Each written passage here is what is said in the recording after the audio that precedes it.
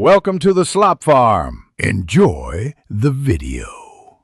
You start by making sure power and proximity are set. Charge the case and earbuds because low battery interrupts pairing. Once charged, remove both earbuds from the case. This forces them into the default pairing state. Make sure your phone or laptop Bluetooth is enabled and visible. Open Bluetooth settings now. If automatic pairing fails, press and hold the case button for 3 to 5 seconds to reinitiate pairing mode, and keep your device within 3 meters so the signal stays strong while you proceed. You choose Beat Solo 3 from the Bluetooth list and confirm any prompt.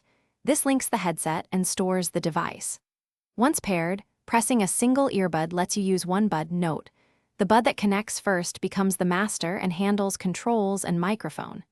If you switch devices, make sure to disconnect first.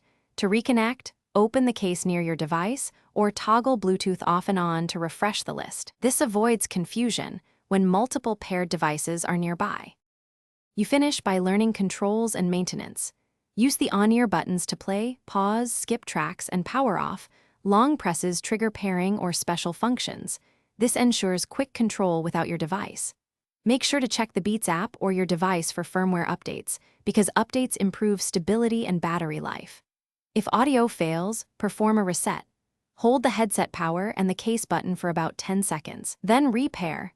This clears stuck states and usually resolves Thanks for watching. Consider subscribing if we helped you today.